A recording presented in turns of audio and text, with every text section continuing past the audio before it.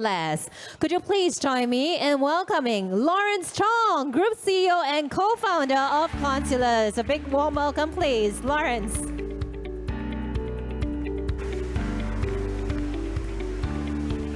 Good evening. Dear family, dear friends, how are you?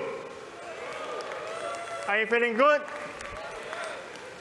Did you feel today that we had a great summit? Now, first of all, I just want to say thank you.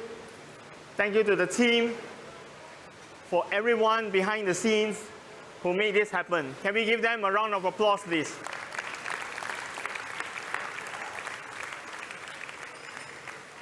You know, this day would not have happened without all of you. Every one of you have in some way or manner walked with us these 20 years. You know what they say about people who are part of the Consulars family? The crazy ones. So cheers to you, the crazy ones.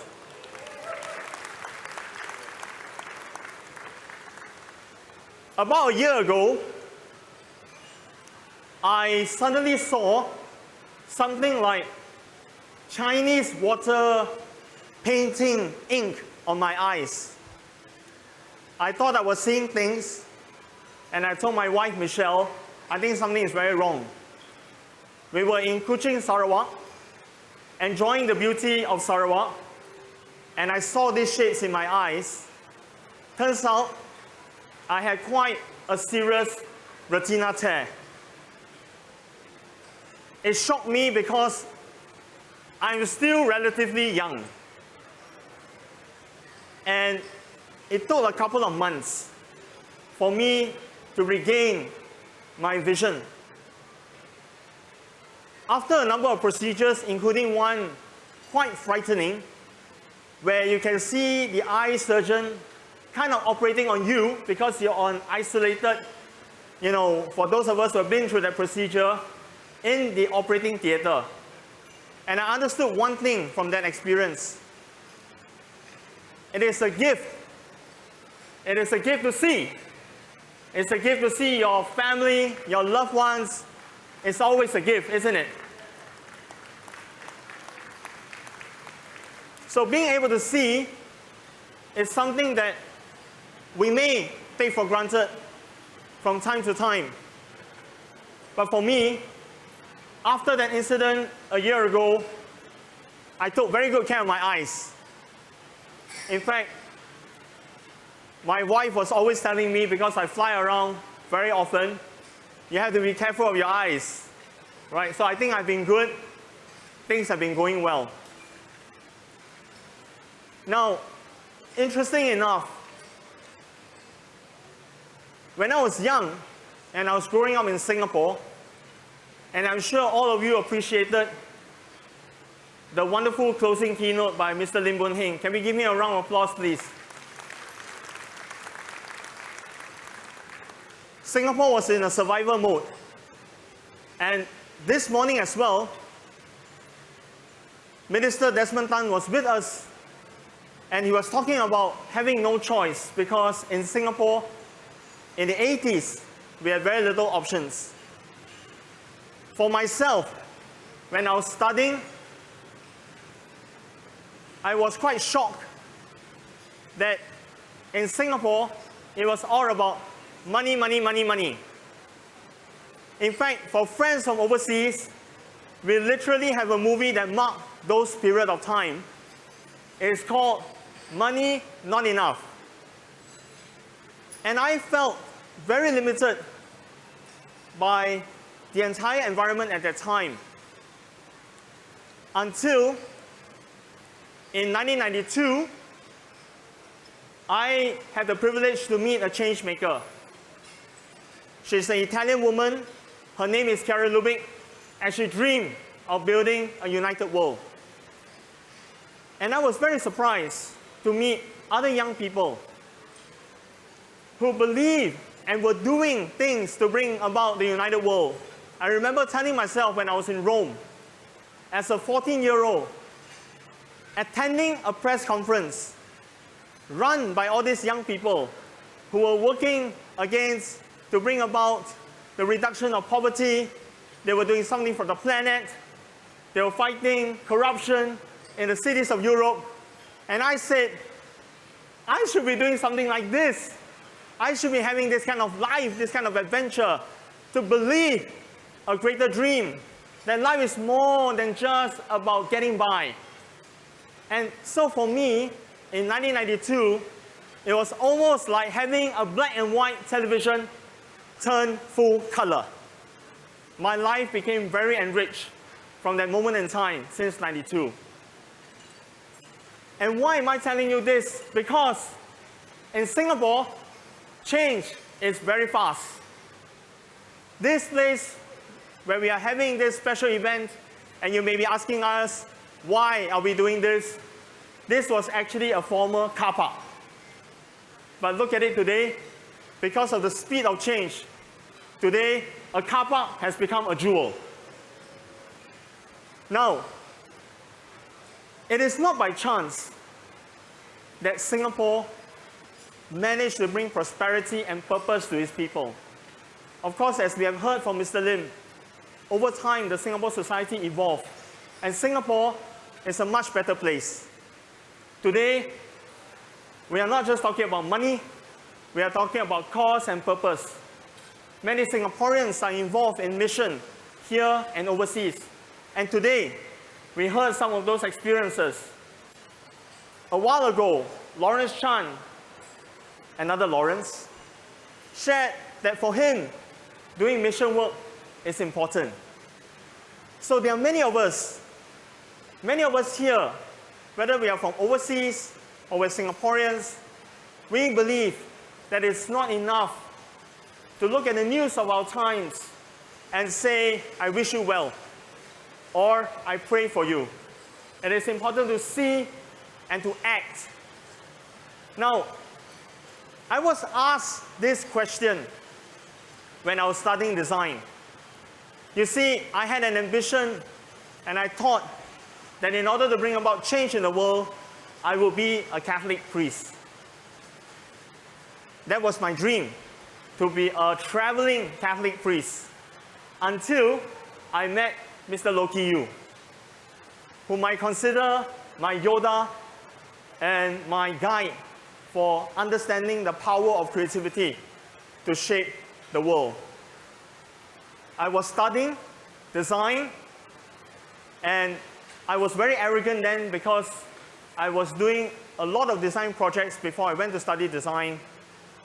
And when I went under the tutelage of Mr. Low Ki Yew, I designed what I thought was a fabulous poster, and I showed it to him in one of his lessons. He looked at it, and he said to me, and he asked me, what do you see? I said, well, I see a beautiful poster that, addresses your brief. And he asked me again, looking at me in the eye, what do you see? I couldn't answer him, and he was getting very frustrated. So he asked me again, a third time, what did you want people to see? I was stunned, because I thought that design is all about beauty and form. I never thought much about it, and I went by the gut feel. And he told me that day, you're wrong, Lawrence. Design is about decision making. It's how you want people to feel. It's how you want people to move. And it's how you want people to understand. If you want people to feel how you felt, if you want people to see what you see, you have to design in a way that they can understand you. I said, wow. I have never understood the power of design until the day Mr. Low said that to me. I could describe my career as before Mr. Low, BL, and after Mr. Low, AL. I didn't become a priest, but I found that the power of design can indeed change the world, and I followed that dream. I followed that dream to work with many other people to do so. Now, dear family, dear friends, why does seeing matter even more today Why? In terms of seeing, it has to be a gift that we treasure. Because in a time where change is hyperspeed, we actually have to be far more observant about who we are and what do we do. It's more important to be mindful of the being before the doing. Too many of us are caught up in doing. We are always on our phones. Even today in the summit, I noticed there were a lot of wonderful experiences shared.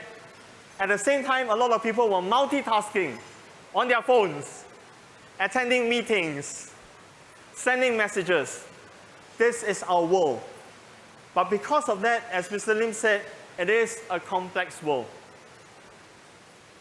And we have to be very clear that better technology does not guarantee a better world. And this is not new. Throughout the 20th century, progress does not mean that human civilization are more deserving of each other. Progress does not mean that we know how to love our neighbor. No, dear family, dear friends, it has not been so. And this is why I argue we have to learn how to see with a lion's gaze. For friends from overseas, you may not know, Singapore is also known as the Lion City. And the founding fathers of Singapore observed the present and the future like lions. I did not know this, but you might want to know. The hunting rate of a lion is actually very poor. They don't kill very well. Compared to cheetahs, they don't kill very well. They only make it 1 out of 5 times. So even if a prey is running in their direction, they will look out for it. They will observe very clearly before they make their move. And why am I saying this? I'm saying this because, as I said earlier, being matters more than doing. Doing more actually creates even more dissonance and confusion in us.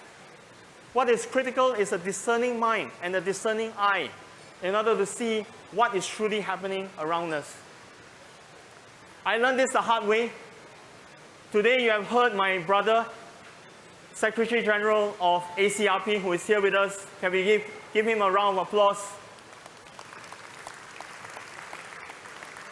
Shinohara-san, more than a decade ago, thought of this idea to suggest to the United Nations to ask the world's government to reduce their military spending by 10% so that we can meet Millennium Development Goals. When he proposed the idea to all of us young leaders, we thought it made a lot of sense. We thought that the world's government would support us. So we collected 20 million signatures. Now here I was in Union Square. Now as a good Singaporean, I have never participated in a public campaign or stood in the middle of the street to collect signatures. So when I was in Union Square, a policeman eyeballed me and walked towards me. I thought, uh-oh, I'm in trouble. So it turns out that the policeman was just trying to ask me, "Sir," he asked, "what are you trying to do?" I said, "Sir, trying to be nice, I'm in a foreign land, I don't know whether I'll be arrested." So I said, "Sir, we young people of Religions for Peace, of all the world's religions, would like to collect 20 million signatures to convince the world's government to give 10% of their military budget." At that time, the military budget was $1.46 trillion. So it's small change for these governments. The policeman listened intently, and then he asked me, "If you achieve what you achieve, and if the governments agree with you, will there be world peace?" He asked me. He also asked me, "If you achieve what you achieve, will the evil actors stop to do what they're supposed to do?" Frankly speaking, I didn't have an answer. But the question from the policeman in New York left a deep impression in me. Because later on, when Shinohara-san and I continued to serve in interreligious dialogue, we saw with our own eyes how religious divisions are always planted by political actors. It's not by religious people, and they are planted for control. And we were also shocked that if you are involved in peace building, if you are involved in dialogue, do you know that the extremists, they outrace us by 1,000 to 1. There is far more money to blow up places than for peace. I know this for a fact. We are trying to raise money for journalism for a united world. We can only collect pennies compared to terrorists who collect billions. This is a hard truth. So, friends, good intentions are not enough. It requires careful, deliberate, systemic design, which is also why we do Shape the World Summit. What is the biggest distinction between the animal kingdom and the human species? Is one thing. The greatest clarity and characteristic between the animal world and us is civilization. Our ability to organize ourselves, not to eat, kill each other, and to flourish as a shared people. That is the biggest distinction. It's not by intuition, it's all by design. Now the challenge before all of us is, with the rise of artificial intelligence, will it also result in the switching off of human intelligence? Which is why I would say, and here, dear family, it's critical for us to think of it carefully and clearly. It is important to also know that we have to match the power of machine learning. And why is this critical? Because billions are being spent, and it will cross very soon into trillions of dollars. But we spend so much energy to train a machine. Why don't we do the same for ourselves? Because in order to thrive as the people of the future, we need creative intelligence. We need creative intelligence to match artificial intelligence. Because in recent times, there's just too much conversation about the money flows, about training machines. Instead of, we need more conversations about humanity going forward. And, you know, in this entire journey over 20 years, I realized that with multiple crises, all interconnected, we need more of us as change makers, not less. Do you all agree? Not less. We need more of us to get out there, not to be afraid, be the change that we're meant to be. And it's not just narratives. It's not just a slogan. We have to act now, because we need to do it for our kids. We need to do it for the next generation. And funnily enough, because change makers are so rare, no dictionary has an official definition of it. And here's our short, right? So we define any person or persons who have a specific cause, despite the odds, is creatively changing the world for good, while mobilizing a movement for lasting change. There is something that I discovered which is quite fascinating. I realized that throughout history, all the change makers who move nations, change the understanding of science, help elevate our understanding as a shared people, they had one thing in common. They had a penetrating gaze. They had a very different vision of tomorrow. And their greatest ability, because of that vision, is to unite a lasting movement for change. And I believe so many of you here, you are guides, lights for your movements of change. And that's why we can connect. And that's why we are here in Shape the World Summit. In my research and in my work over 20 years, I understood that it is not a mystery, but there is almost a sequential process that all change makers go through. First, they find the cause. They are restless about it. Their wives couldn't stop them from doing it, or their husbands couldn't hold them back. And they say, I got to do this. I have to do this today. And then because of that cause that makes them restless, makes them want to move, they see a different vision. And the confirmation of that vision is they find a circle of trust, friends, core group, who come along with them to do the same. And because of the collective talent of these people, their ability, they are able to pivot and change the world for good. In this time, where there's so much more money flow into artificial intelligence, we need more of us to find this heart of lasting change. And this is important because each one of them, when they found it, they almost had an atomic effect. They will feel, they'll always feel 2, 3, 4, 10, 12, never more.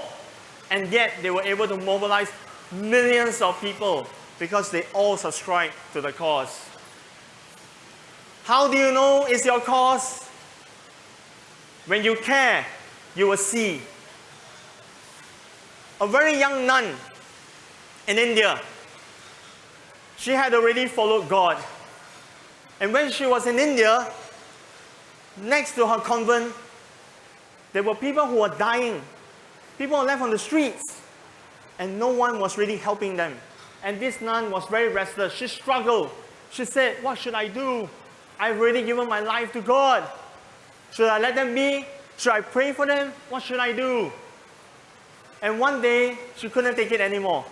She said, I have to leave behind my first calling to God, and I have to go towards the calling to serve the poorest of the poor. That's it. An Albanian nun who was also made a national hero, given a state funeral. That was the story of Mother Teresa, because it bothered her so much that her gaze from the center reached out to the end, reached out to the entire cycle of time. Not business as usual, but it's time to change. And there are so many Mother Teresas that are here, that are there tomorrow. And I want to say this very clearly. These people are not perfect. They are not always good. They did not always know what to do.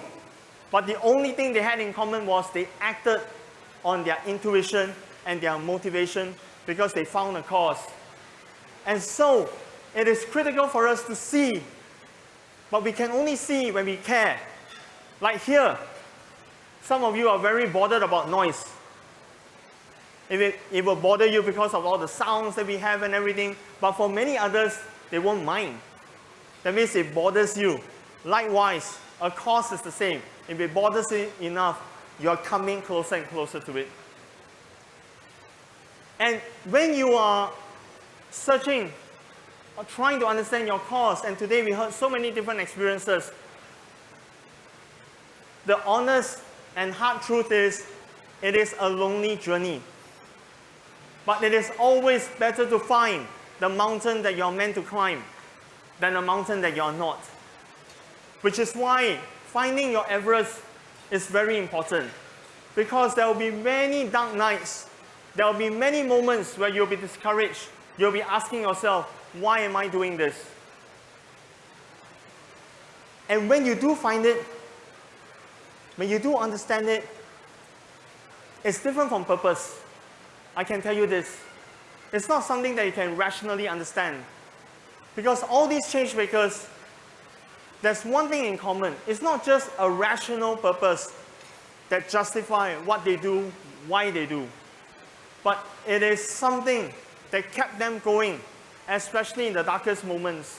So it is almost like an atomic effect that has a wider and far-reaching impact on their peers and the people around them. Mahatma Gandhi is one example. So a trained lawyer will have a good life, a barrister. There is no need for him to walk the lonely path, but he did. And in challenging one of the mightiest empires of the time, without firing a single shot, his preaching of non-violence saved the people from further violence, brought about freedom for the people of India. But first and foremost, when he decided to go on this, he's alone. He had to make that decision himself to go on this path. That was his Everest, his India. If you are very clear about your cause, you will be able to be very creative about your vision. Almost like building a masterpiece, a very creative masterpiece that gives people hope. It's almost like the Gothic cathedrals in Europe. In those days, where people had small houses, these cathedrals provided hope. You may not have met God, and if you have, please let me know. But these cathedrals provided a way to experience hope and joy. Now, many friends have visited Singapore and is going around, and because they come for the summit, they have always asked us, why is Singapore like this? Why is Singapore so beautiful?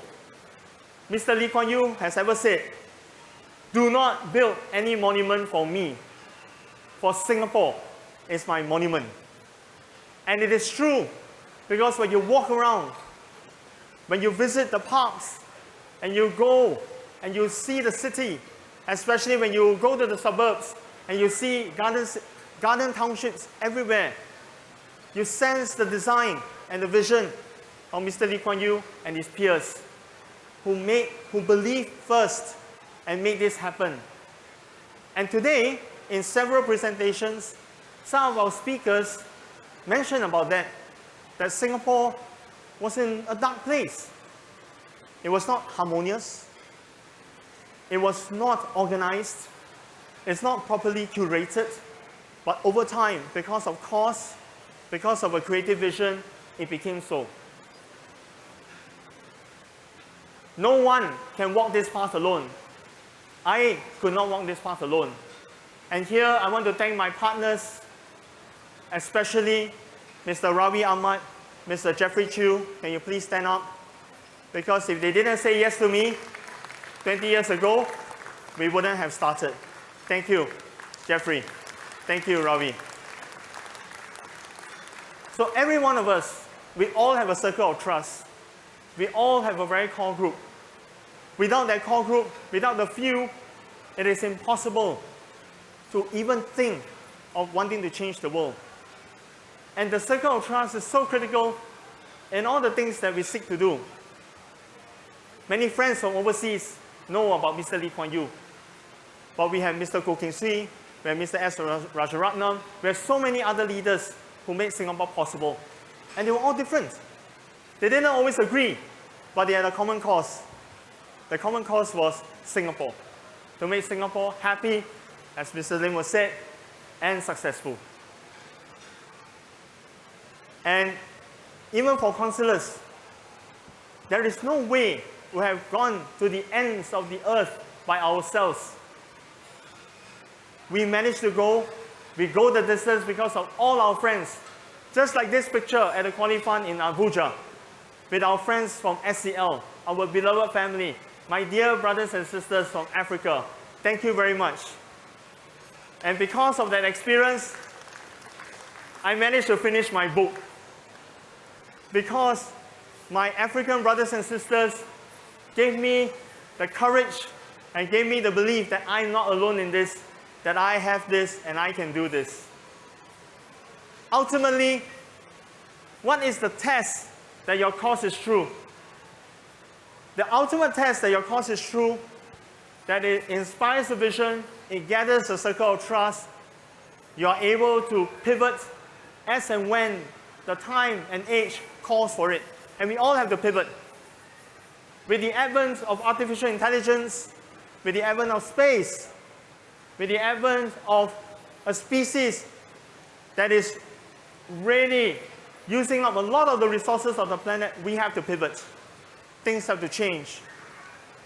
And I think one of the best examples that continued to inspire me was Steve Jobs. Because in the revival of Steve Jobs, as the company closed to bankruptcy, the first thing he did was to end the conflict with Bill Gates, but in a very specific way with Microsoft. And because he did that, he was able to pivot Apple from a PC company into a post-PC world, and we know the rest is history from the iPhone, and now recently, Apple again became the most valuable company on the planet by market value. I'm saying this because even for Consulus, we had to evaluate ourselves, and likewise for all of us here, from time to time, we have to evaluate our cause. We have to evaluate our vision, whether it makes sense. We also have to evaluate our circle of trust and whether we are pivoting. Because let me let you in on a very personal secret of mine that I've always told my dear family in Consulus, that this picture means a lot to me. Because 10 years ago, Consulus was close to bankruptcy. We are in debt. We could have died. The only reason why Consulus survived was not because people said, you're good in what you do, and I support you. No. They came to us from all around the world and said, because we believe in changing the world, to build an economy for a united world, we are in. And because of that, we could find ourselves resurrected, and we could celebrate today's 20th anniversary. So dear friends, I wish with all my heart that you find the heart of lasting change, that you become the creative change you're meant to be. Thank you. Thank you very much. Let's give a big hand to Lawrence. Now, Lawrence, could you kindly stay on stage, because we'd like to invite Lawrence to present his book to our very first buyer, and that is Mr. Kartik Karkal. Let's welcome him. So thank you very much, Kartik, for being so supportive, and to every single one of you. You will be able to join in to purchase the book. We also have a book signing that's going to be taking place later on.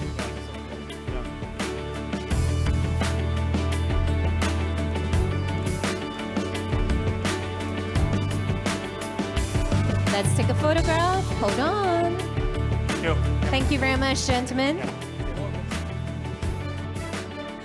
So, of course, everybody, now we're so thankful to each and every single one of you being supportive of being change makers.